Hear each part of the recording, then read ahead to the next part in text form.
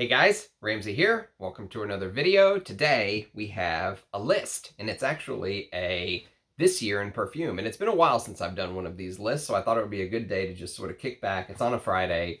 There's been some good news lately, and just sort of lay back and have a good time and talk about a lot of perfumes in one video, which I have not done lately. I've done a lot of individual, very detailed reviews. So let's talk about this. This is going to be focused on 1995 as a year. So we are officially all the way into the age of aquatics. And one thing that you'll notice about 1995, there's 16 fragrances we're going to discuss from my collection today from the year 1995, and I'm going to rank them from my least favorite to my most favorite.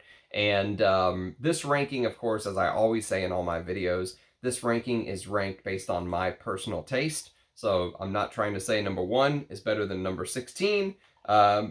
Keep that in mind. This is just my personal opinion. Now, you'll notice one thing almost immediately about 1995, and that is that some of the biggest hitters from 1995 I don't have in my collection.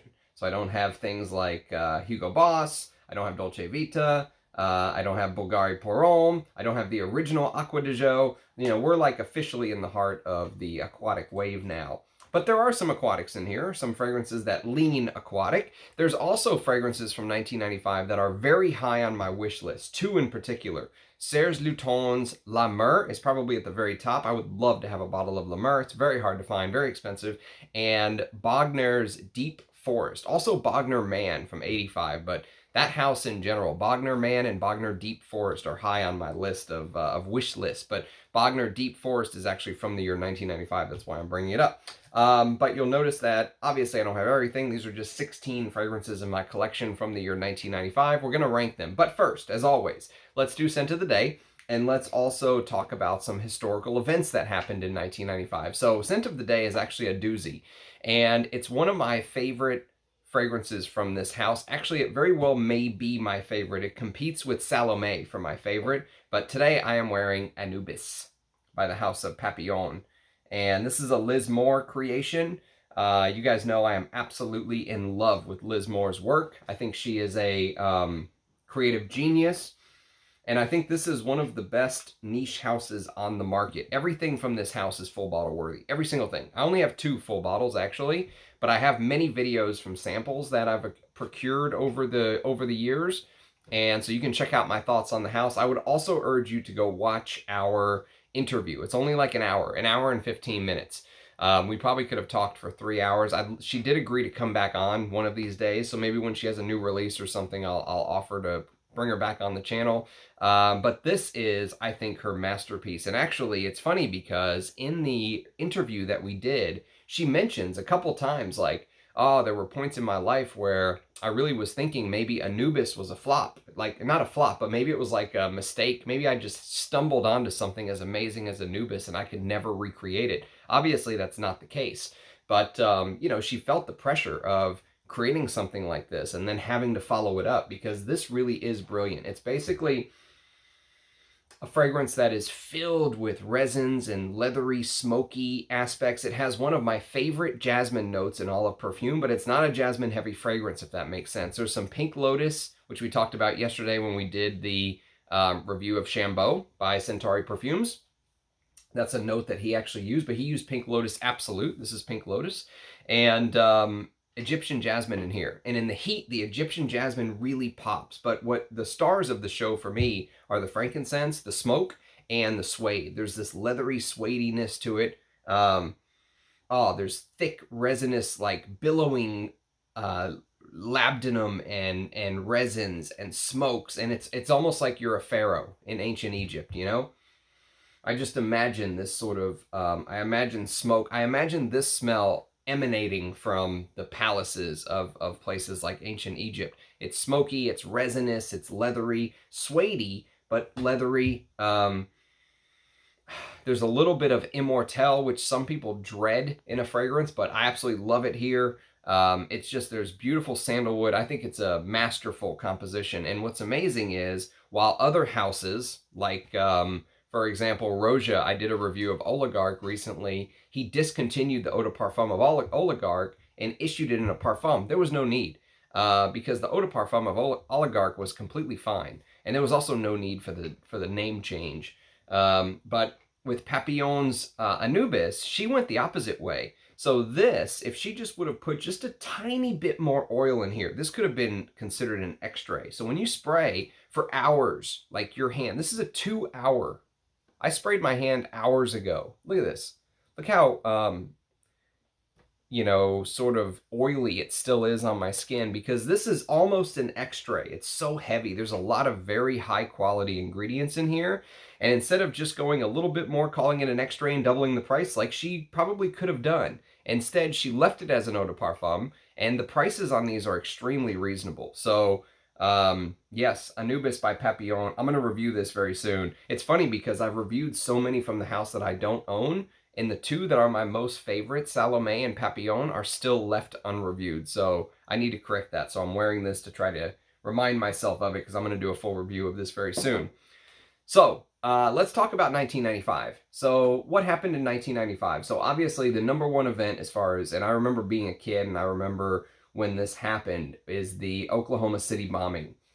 Timothy McVeigh and Terry Nichols bombing, or whatever it was, at the government building in Oklahoma City. I remember that very vividly. I remember it was a huge event. When I was a kid, it was something like a rented truck with 4,800 pounds of explosives, and apparently it very well could have been much worse. So you know, rest in peace to everyone who died that day. But I think 168 people ended up officially being killed. But by the way it was described, it could have been much, much worse. So that's obviously the biggest event. Also, OJ is acquitted in 1995.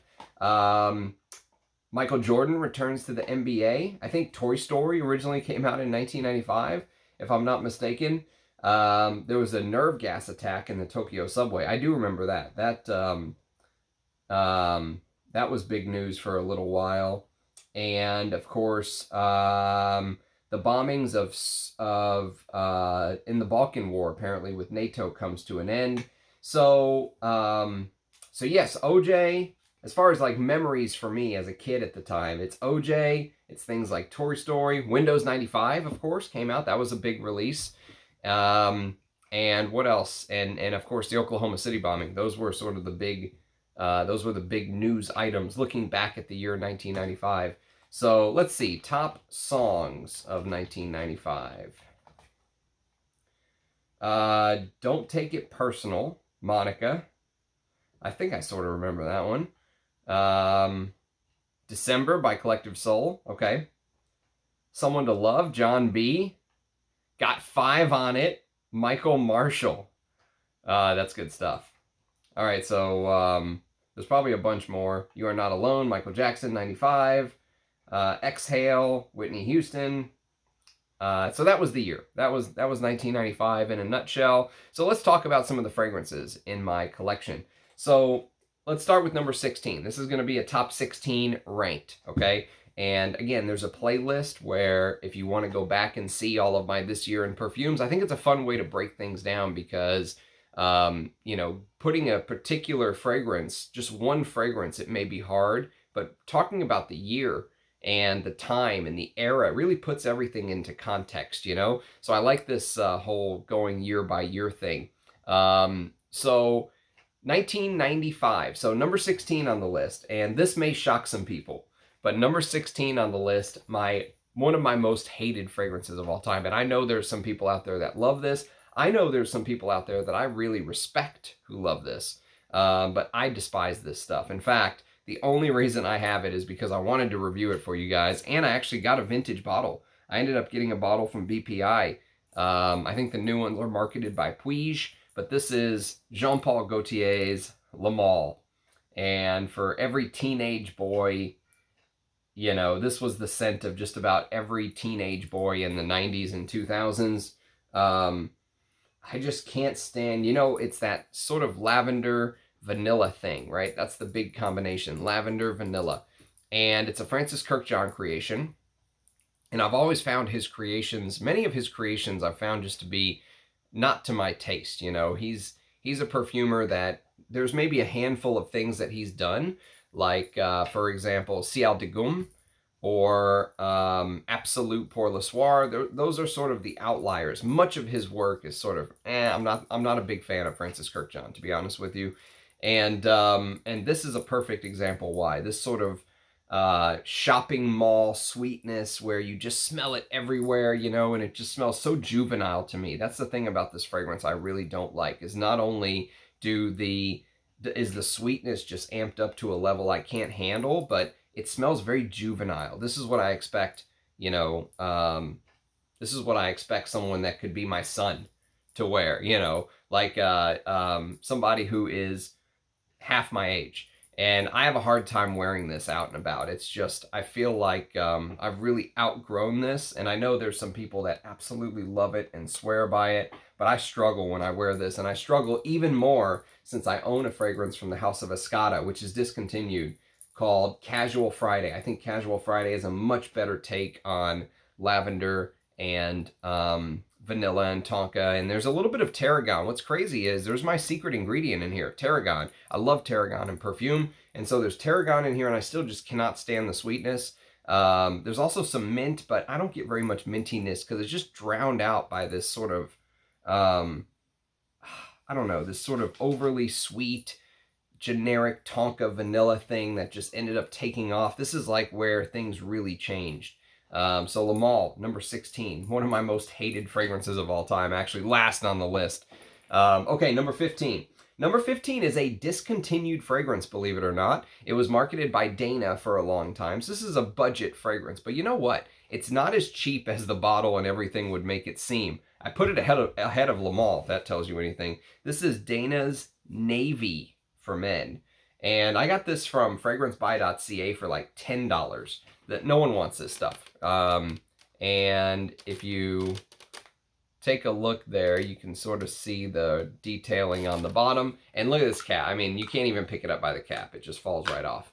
I mean, the absolute cheapest plastic. Look at this. You know, you could just crinkle this up like aluminum foil and throw it away. But the fragrance inside is not as bad as the bottling and the packaging would make it seem. So Navy is sort of like this aquatic take on a fougere. And there's a little classic touches too, is the thing that gets me about this fragrance. So yes, there are some very I've smelled more synthetic than this, let's put it that way. But to be fair, this is a pretty synthetic creation. But whenever you smell it, one thing that I think will take you back a little bit is there's a little more going on here. It's not just a boring aquatic, right? And so, yes, you get some of the lavender, you get some of the aquatic touches. There's some water mint in here. There's some sage and tangerine, but there's spices. So there's nutmeg, there's geranium, there's Fujian cypress. So there's a cypress note in here, which I absolutely love. I love the note of cypress. I just did a review on Italian cypress by Tom Ford, if you want to check that out. It's on the channel. But Fujian cypress in particular is sort of the higher end cypress, which they don't use anymore, except in usually you'll see it in sort of the higher end fragrances. Like if you've ever smelled some of Ensar's work, he likes to use this Fujian cypress. So back in 1995, I don't think it was as restrictive as it is today to use. And so there is some interesting musks and sandalwood in the dry down as well, but there's this little sort of spicy, slightly green touches in it as well, and it takes a little bit of an old school fougere like turn sometimes.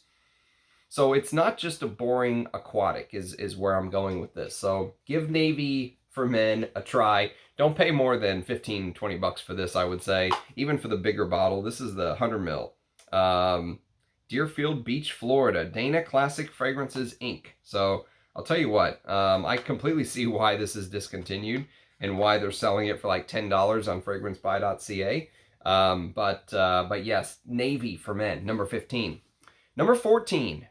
Number 14 is actually a fragrance from the house of Lush. And I don't own any Lush fragrances except for this one. This is the only one I have in my collection.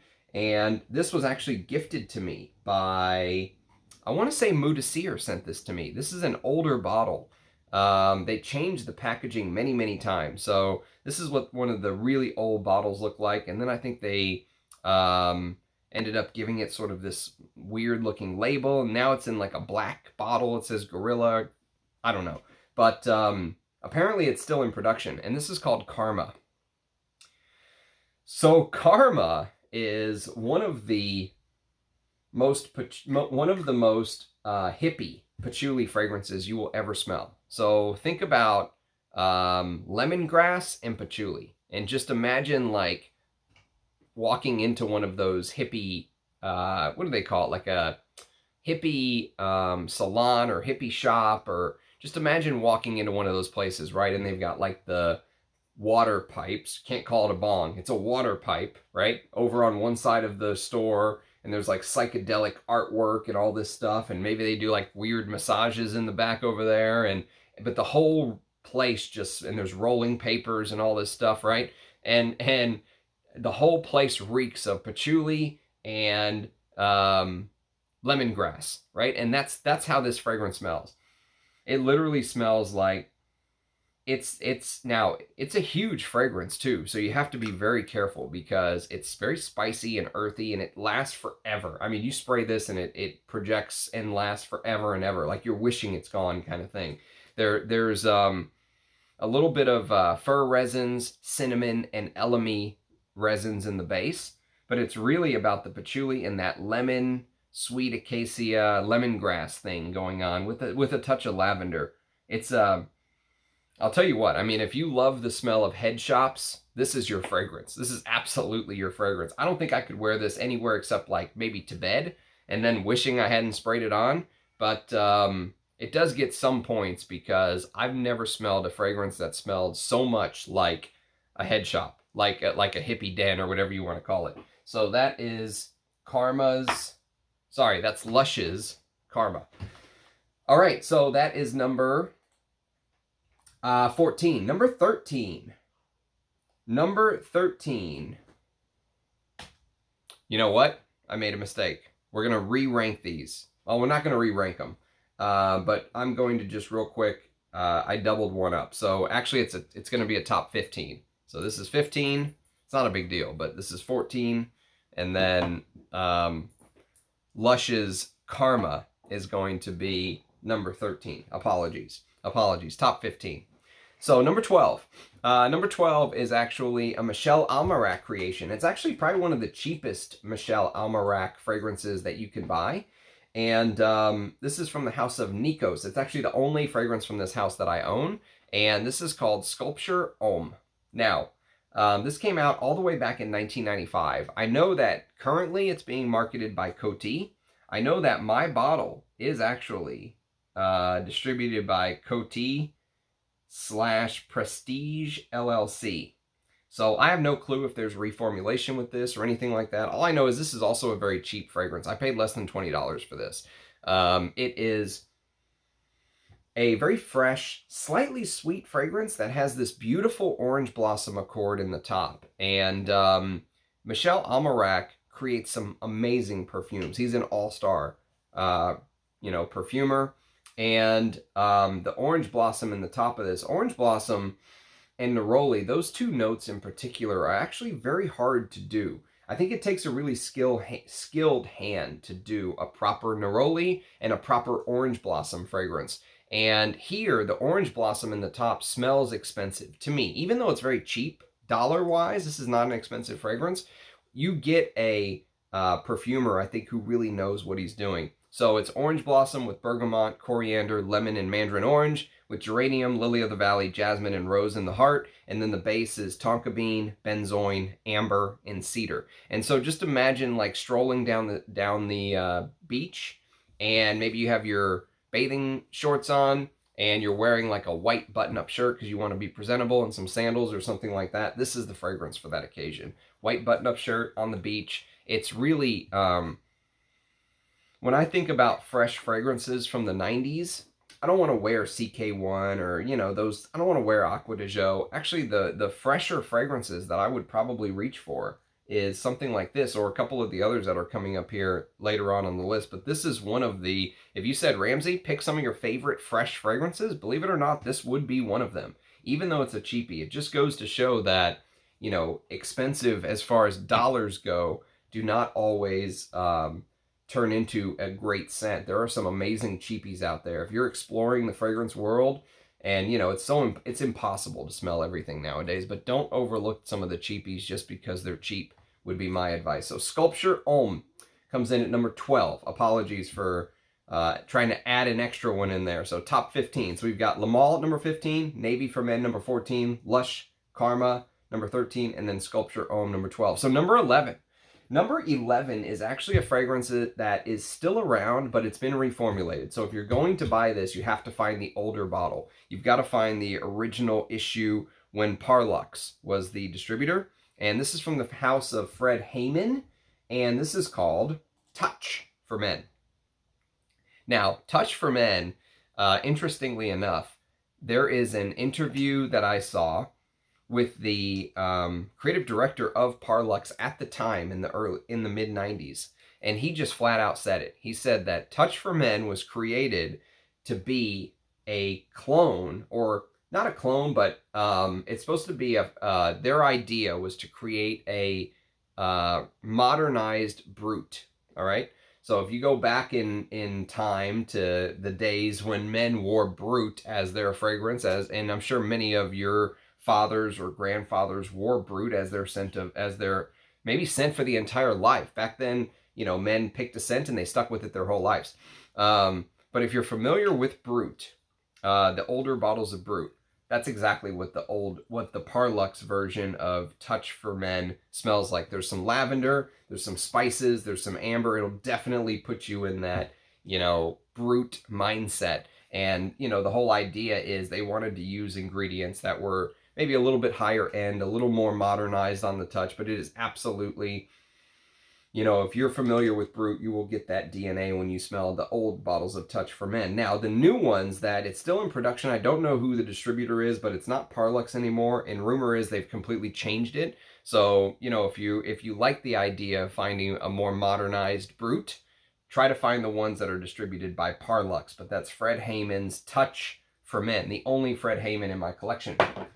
Okay, now we're going to jump to a couple feminine fragrances, believe it or not. Back-to-back feminine fragrances at number 10 and number 9. Number 10 is a sample. I actually don't have a full bottle of this, but I'm going to do a review. I've been waiting. You know, I've got a couple of these samples thanks to Rachel. And actually, Rachel sent me a bunch of samples that I've yet to talk about on the channel, but this is one of them.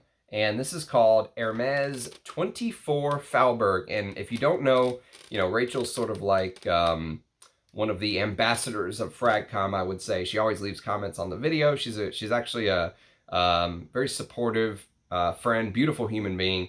And Maurice Roussel is her favorite perfumer. And this is sort of a signature scent for her, or it was for the longest time. So 24 Falburg by Hermes came out in 1995, of course. That's why it's on this list.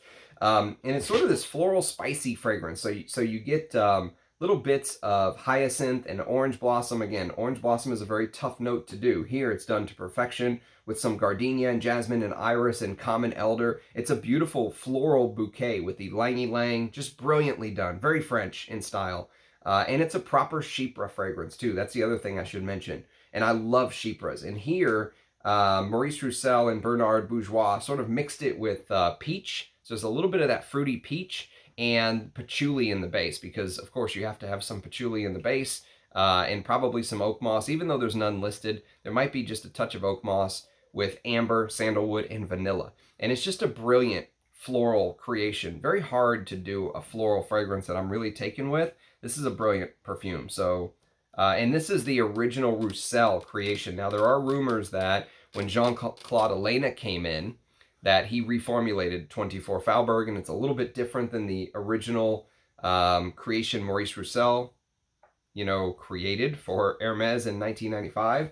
But I don't know enough about, you know, I don't know enough about the perfume to speak to that. It's just something that I heard. But 24 Falburg at number 10, and I will do a full review of that very soon. I actually have, she sent me 2 of these, so I've got enough juice to really wear and get to know it. And I've already worn it to bed a couple times, so review of that hopefully coming soon. Number 9. Number 9 is actually a mini that was given to me for free by Le Parfumé. So I made a purchase from leparfume.com, which is a, you know, vintage shop up in Canada. Eugene has streamed from there multiple times. So there are some streams of people going to Le Parfume and looking at their inventory and all that stuff. But I made some purchases maybe 3 years ago, give or take. And they threw this in for free. And I'll tell you what, this is an amazing, shockingly amazing fragrance. In fact, I like it so much, I put it above 24 Falburg. And this is from the house of Borsalino. And this is called Donna. And this fragrance is very familiar to me. You can see, actually, the bottle is just a work of art. Borsalino is a hat maker, as you can see from the hat on the bottle, literally.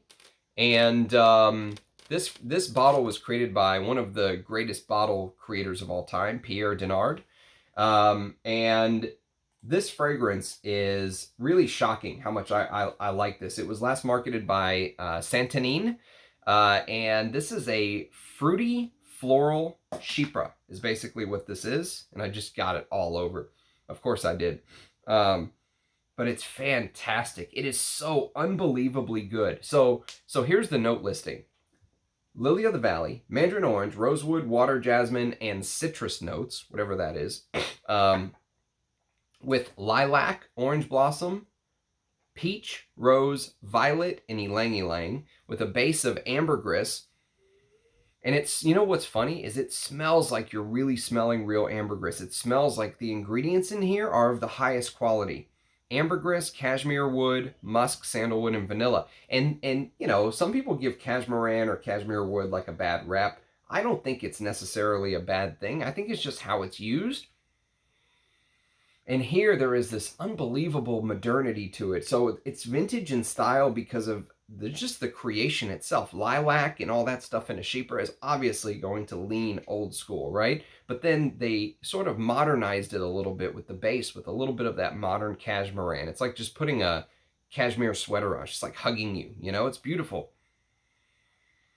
The rose, I love rosewood too. It's just, you know, even though it's marketed towards women, I know many men would never try this just because it's named Donna and it's for women and all that stuff. And there are floral aspects to it, but just as an appreciator of beautiful perfume, this is one that I hope you can get your nose on. Number 9, Borsalino Donna. Number 8. So number 8 is a creation by the great Annick Minardo. Every time I say her name, I feel like I have to throw that out there. The great Annick Minardo. This is one of her creations that I think really gets pushed to the back burner. A lot of people, when they talk about her, they talk about what she did for Jaipur. She did Jaipur Homme for Boucheron. Excuse me. She made things like Figment Man for Amouage, and they talk about many of her other creations, but this one sort of gets left in the dust. And the reason is that this is a fresh fragrance. It was made sort of right in the heart of the freshy wave, right? 1995. But she made one of the most unique freshies I think I've ever smelled. And this is by the house of Givenchy. This is called Xeryus Rouge. So this is the vintage presentation. The new presentation actually sort of just looks like a stock bottle with a black cap and a white label. I don't really like the new presentations, but the vintage presentation's beautiful. I like the red glass, literally rouge, Xeryus Rouge. And what makes this fragrance so unique is when you smell it, you do get freshness, okay? There's a bit of freshness to it. There's also a spicy, woody aspect to it because cedar wood is sort of the anchor of this fragrance, so it's a woody base. But what she's done, instead of doing what everyone does, and that's put some citruses, some lemon, some lime, some bergamot in the top, and, you know, some aquatic notes and calling it a day, right? And just sort of blending in with the crowd. She did something crazy. She added kumquat, okay? Which that on its own, I think, would add a scent profile that most people are not used to smelling. And so kumquat is basically this, how would you even describe it? It's almost like this citrus that is a little, so I think you're supposed to eat kumquats whole from memory. I'm trying to look it up, and of course I'm not finding anything. But apparently it's an extremely tart citrus because much of the juices comes from like the peel. And so you're supposed to eat it whole with the peel. And it adds a dimension that I think is sort of this contrast between tart and sweet. So this blend of weird sort of citruses compared to what you're usually smelling. And then she took it a step further and added a note of green cactus. Okay, so it's kumquat and green cactus, and it smells familiar while smelling completely different. You know, Annick Minardo has this ability to make fragrances that are easily wearable by the masses and easily liked by the masses. Many people love her creations like JPG Homme, and you know, Boss Bottled, right? She makes some of these amazing mass appealing scents. Body Koros by YSL is another one, but she also has done some really niche stuff. Bulgari Black. She did Bois d'Harmonie by Guerlain, which is high on my wish list. And she did Bois d'Argent by Dior, which luckily I've got a vintage bottle of that, and that is absolutely, that might be one of her best works. And, you know, she did Al Masculin for Lolita Lempicka. So she's done some things that are a little off the beaten path as well. And here it's like a blend of those two because I would say it stays within the genre of its time, so it blends in perfectly to what people are expecting to smell, maybe from a fragrance from 1995, but it does it in a completely different way. And I absolutely love this fragrance. I think it's there's brilliance in its simplicity, if that makes sense. But she went about it in her own way, and I really admire Annick Minardo. I think she's one of the best. So that is Xeryus Rouge at number 8. Number 7 is only this high because of a personal. This is actually my second bottle of this. This scent was a personal like signature scent in the early to mid 2000s for me. So I wore the hell out of this stuff. Like, this is what I smelled like when I graduated high school or went, you know, when I was in college going to the clubs. This is what I would wear. And so this has a little bit of a nostalgia aspect to it, but I do personally really like this scent. I think it's a great designer fragrance from 1995. Of course, it's Burberry for Men. Now, I don't want you to get it confused with Burberrys for Men from the early 80s that was repackaged in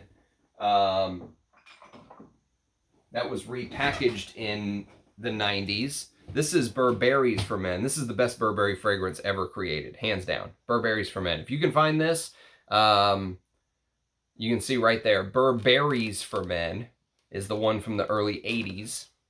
And then Burberry for Men, because they have to make it super confusing, is the one from 1995. And this is the one that I used to wear when I was much younger. So this is basically a fragrance that gets a little bit of freshness from lavender and mint, but it has some old school touches too. Even though it's a designer, there's some thyme, which can come across as very herbal and slightly leathery. Thyme can even have a little leathery aspect to the herbalness.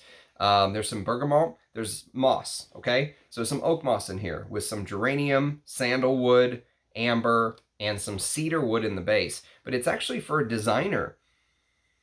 It's this blend of freshness and woodiness, and it just sort of comes together, and it just works. I mean, I used to wear it, and one thing I will say is now it's being marketed by Coty. This bottle is probably 15 years old. If I had to, I don't know exactly when I bought this, but I bought this long before I really had a fragrance obsession. This was one of my fragrance bottles when I had a collection of like 10, you know, 5 to 10.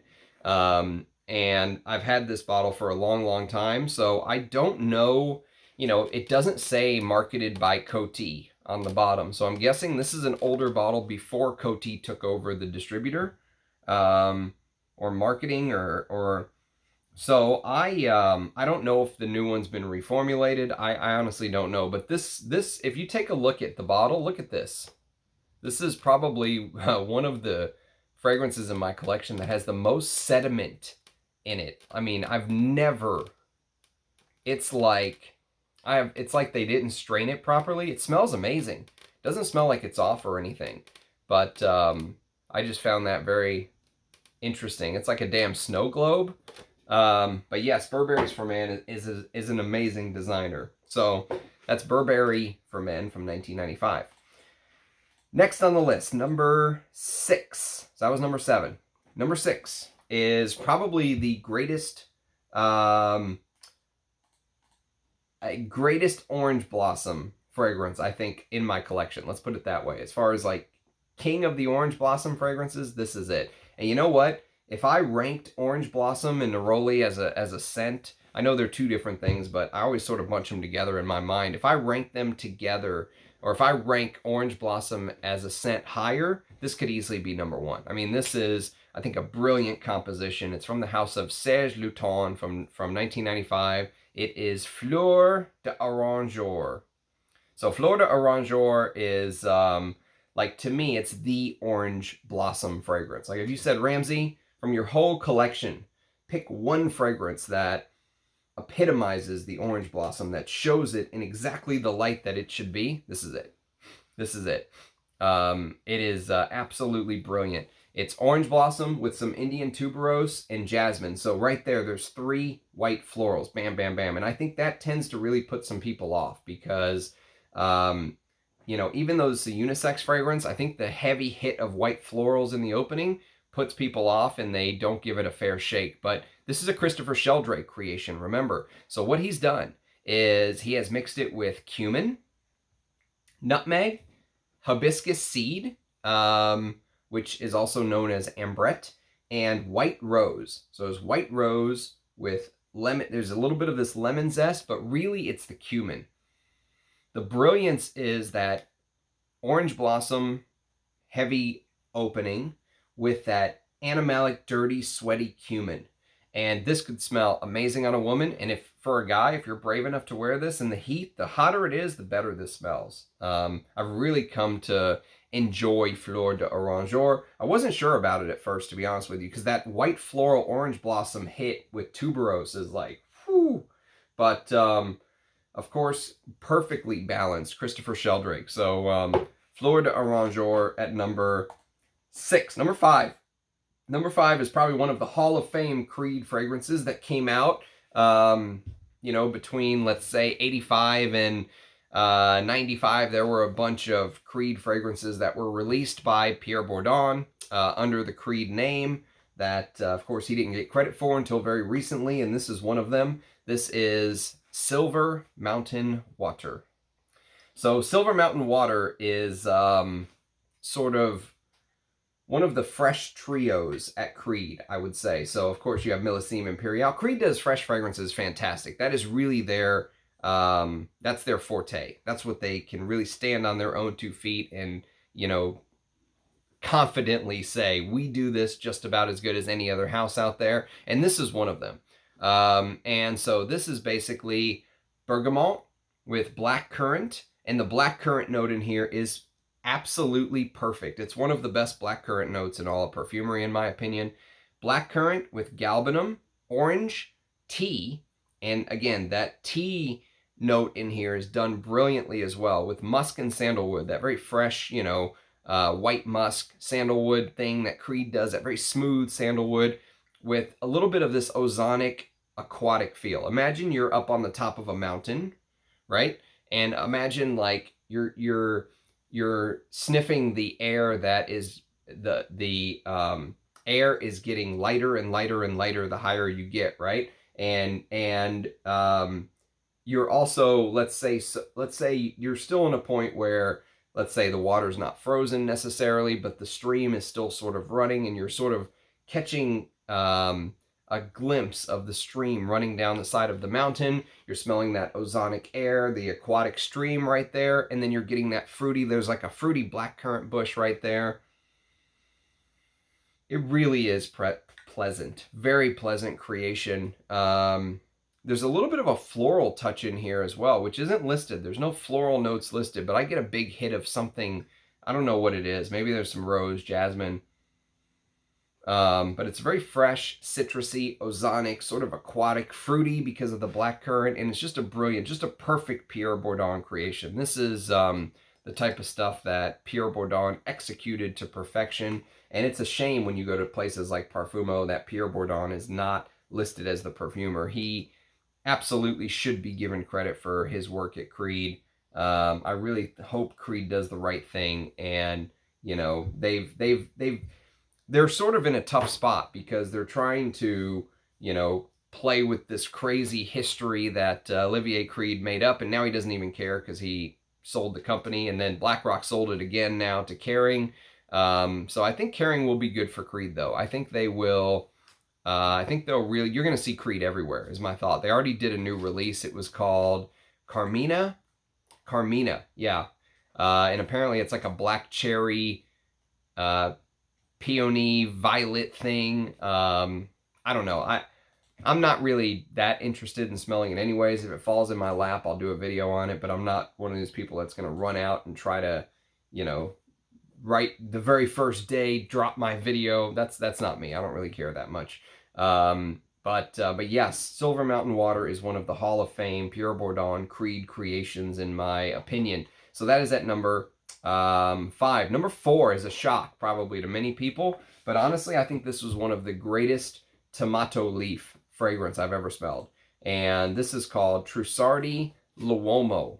Okay, not Trussardi Uomo. Trussardi Uomo came out in '83. This is Trussardi L'Uomo. Okay, again, just to keep everyone on their toes. And this is sort of this woody, fruity tomato leaf fragrance. And tomato leaf has this very green, outdoorsy feel. It's a very outdoor, like you're being with nature, right? Brilliant lavender, spicy notes, woody notes. And then when it dries down, it's sort of this little touches of vanilla to keep it slightly sweet, but not too much, and a brilliant tobacco note. I love the tobacco in here. There's some patchouli, and but that green tomato leaf note in the opening is just absolutely perfect. So this is top 2 as far as my 2 favorite tomato leaf fragrances go. Top 2 easily. And there's something about this that's very sparkly, right? So whenever you spray, there's this brilliant sparkliness about Trussardi L'Uomo, almost like there's ambergris in here. You know, it's like a sparkly, spicy green. You know, that lavender is there in the top as well to keep it masculine. Love it. Love Trussardi L'Uomo. Number 4. Number 3. Number 3 is a fragrance that I will be doing a review on very soon. I've had a chance to wear it to bed once, and I absolutely love this fragrance. It's probably full bottle worthy. A friend sent this to me, so thank you very much. My perfume god person sent me this little mini. It's a 5 ml mini from the house of Laura Biagiotti. Laura Biagiotti. And this is Venezia Oomo. Now, no one talks about Venezia Oomo. Nobody. I don't think I've heard anyone really talk about Venezia Oomo. My good friend who sent this to me, the Fragrance Enjoyer, I believe, is his channel. The Fragrance Enjoyer. He says this is his favorite fragrance from 1995. Or actually, I think he said this is one of his favorite fragrances from the 90s period. And I can see why. It's actually really enticing, and it's very, very underrated. Man, that sort of tarragon lavender opening is just brilliant. Spicy and sweet. There's some old school carnation in here. Green and spicy, floral. Peppery geranium. That's what you get, a little bit of this peppery geranium. And it dries down to cedar, tonka, patchouli, and oak moss. There's nothing that's out of this world. It's not going to, like, you know, it's kind of like YSL Jazz. Some people smell jazz and they're let down. I smell jazz and I absolutely love it. Not that I'm saying that this smells like jazz, but it sort of might leave you with a similar impression. Like, it's, you know, it's a good fragrance, but it's not going to blow people off their feet. Christian Mathieu created this when he was at Takasago. And I think this deserves more love. It's discontinued, unfortunately, but man, this is really, really good stuff. So that is Venezia Oomo by the house of Laura Biagiotti. Okay, 2 left. So there's only 2 left, and we're into the big leagues now. And I really had a hard time with these 2. I went back and forth and back and forth. And number 2 is actually a creation by Jacques Cavalier, and this is Opium Pour Homme from 1995, of course. This is the Eau de Toilette. I do have the Eau de Parfum hopefully coming soon. I bought a bunch of fragrances from Natalia in Poland, and she is sending them to Rich, who is hopefully going to be getting them over to me. So fingers crossed. I bought those, you know, forever ago. And so cannot wait for those to arrive. But Opium pour Homme is, I think, one of Jacques Cavalier's better creations. It is licorice and star anise is sort of the two stars of the show, with this underlying current of Tolu balsam and bourbon vanilla, and a little bit of wood. So it's Atlas cedars, peppery, woody feel. And you know what? It feels like a designer.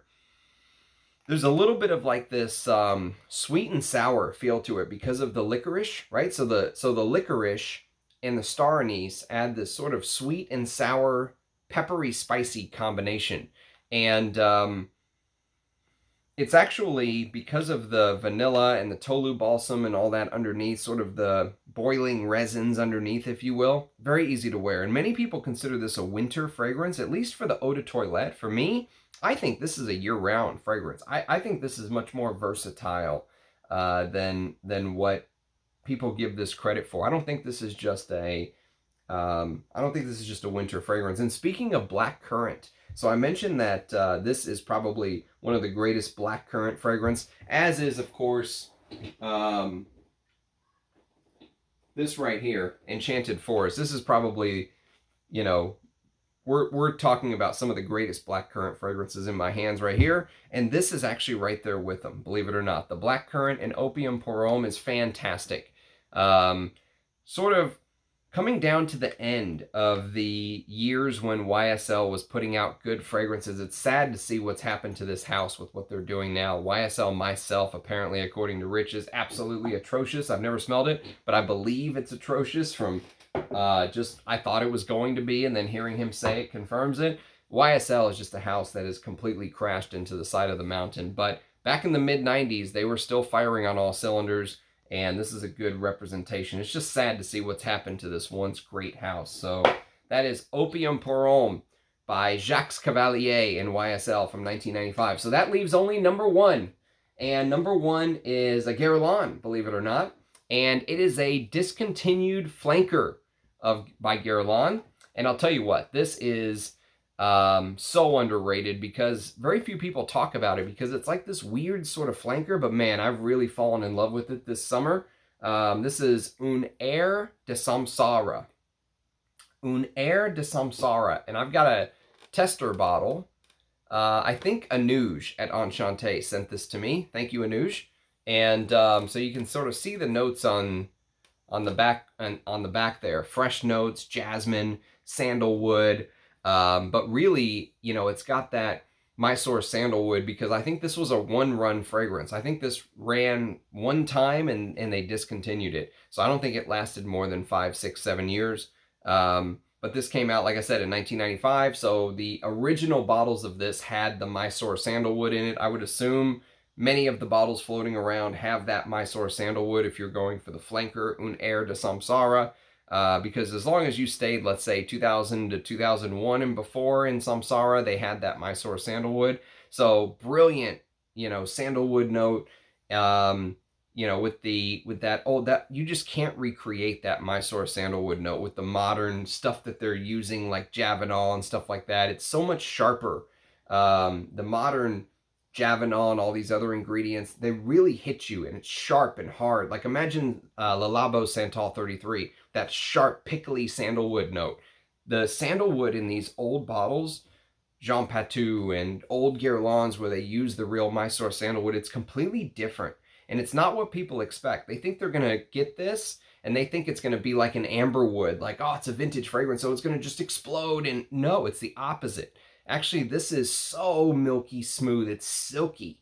You know, it's like a proper silk tie. It's just perfectly balanced, silky, smooth, milky, floral. And then again, I talked about this being one of my favorite jasmine iterations. The jasmine in this, it's jasmine and it's narcissus. Those two flowers combined, so beautiful. And of course that Guerlain bergamot in the top. It's weird to say no one does bergamot like Guerlain, but it's true. I love the bergamot in things like Shalimar and stuff like that. The bergamot in here is just classic Jean-Paul Guerlain. Extremely underrated, brilliant creation. Very glad to have this bottle, blessed to have it. And there's a little bit of a mint note in the top. So like, you know, for warmer days, that mintiness, you wouldn't think it works, but damn it, it works beautifully. It's actually a really brilliant fragrance. So, Un Air de Samsara, a hard-to-find discontinued flanker. And you know, if you go to Parfumo and look at the picture of Un Air de Samsara on the, you know, if you actually go to pull it up, Un Air de Samsara, and look at there's one additional photo that's underneath the bottle, and it's the advertisement photo. And it's a lady, she's like, it almost looks like she's sitting in the desert, and the moon's in the background, and she's sitting on this rock. And on this rock is all this calligraphy, you know, in writing that you can't read. But there's an air of this sort of mysteriousness to the fragrance. And the advertisement actually hits on that perfectly because, you know, she's sitting in almost like this foreign land. She's sort of just enjoying the cool desert air at night. The sun's obviously starting to come down. There's shadows, you know, the bottle is close up in the shot, and so you can see the shadow of the bottle on the rocks with the calligraphy, and there's just this mysteriousness about it. And it still screams that old-timey, classic French, you know, just the way that they used to do, just the way that houses like Guerlain used to do things before LVMH sort of came along and I think they ruined Guerlain personally. But we can always still sort of live in the past. And I think Jean-Paul Guerlain is one of my favorite perfumers of all time. I know he's really getting up there in age and he's had some issues, but I think it's good to, you know, get to enjoy some of his creations like this while he's still alive. And this is one that I think more people should try. I think really more people should get their nose on Un Air de Samsara if they can. So that is my list, my top 15 list, not top 16, top 15. Along with my scent of the day, I will be reviewing Anubis soon. I'm going to try to review some of my favorites because I think it's silly. I've been reviewing all these fragrances on the channel now for almost 2 years, and I've left out many of my all-time favorites, and that's going to change. So more Hall of Fame reviews to come. Thank you everyone for watching, commenting, subscribing, cheering me on, supporting me, all the stuff you do. It really, really is appreciated. Let me know what your favorite is from the list from 1995. Let me know what your favorite fragrance from 1995 is, and hope to see you in the comments. Cheers, guys, and I'll catch you next time. Bye-bye.